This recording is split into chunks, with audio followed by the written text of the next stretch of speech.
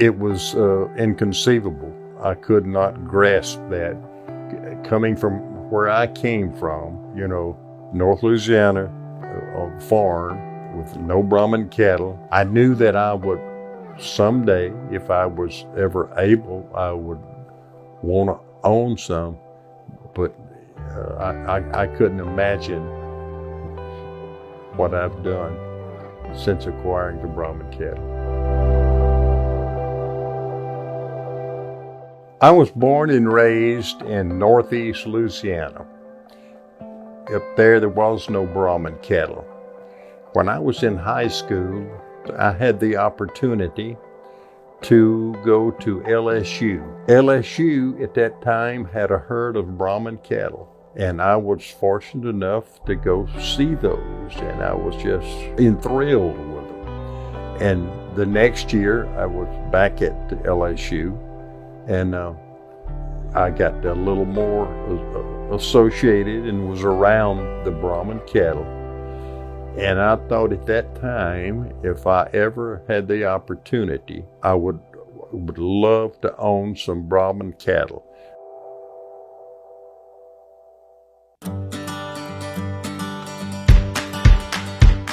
In 1975, I was able to buy a place in Weimar, Texas.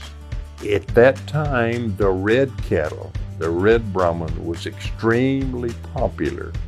There was a red Brahman sale nearly every weekend in East Texas. I went to a lot of the sales. I got to meet a lot of the breeders, and I bought my first Brahman cattle in 1975. We never viewed it as a hobby. Initially, I bought the place in Weimar.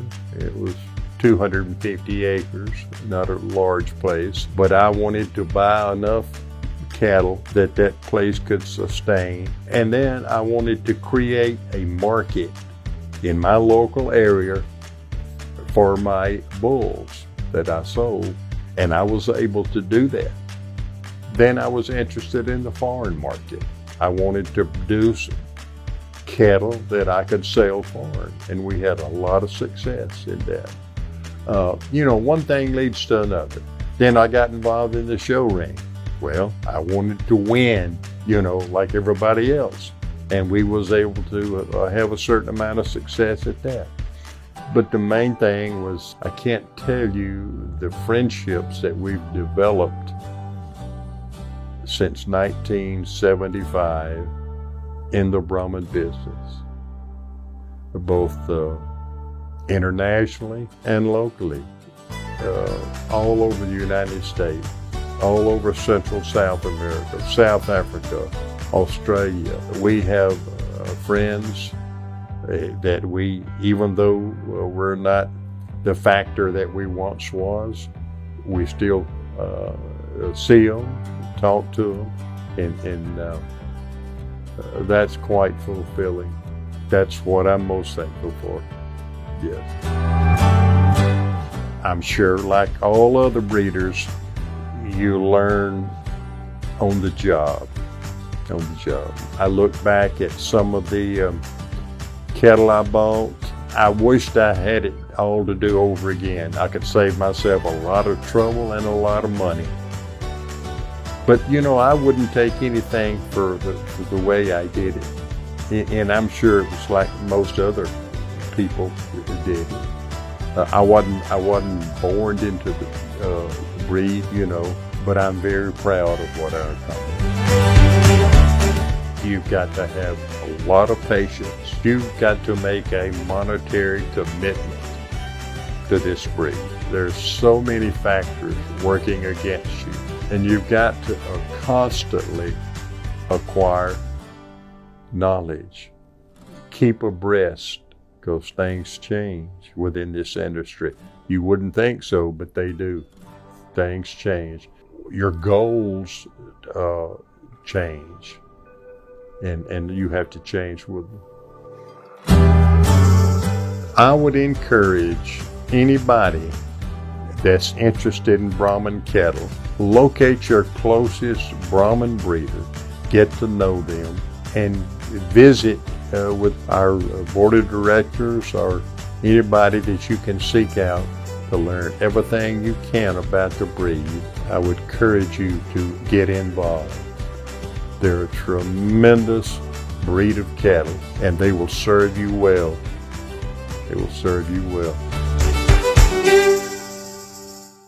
In 1972, we was elected to the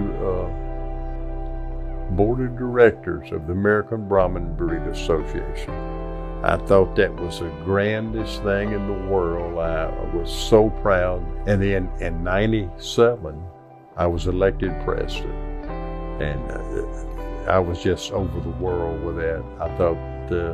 I thought it could never get any better than being the president of the American Brahman Breed Association. I was so proud. I was so proud. Here, a few months ago, I was informed that I would be going into the Hall of Fame. It's hard to put into words because it was something I never dreamed in my wildest dream that I would achieve. When we presented others with it, I presented Mr. Leon Locke when he went into the Hall of Fame. It's just hard for me to imagine that I will be within that circle of those great men. It's just an honor that I don't think anything in my life that would I be more proud of than to be inducted into the Hall of Fame of the American Brahman Breeders Association.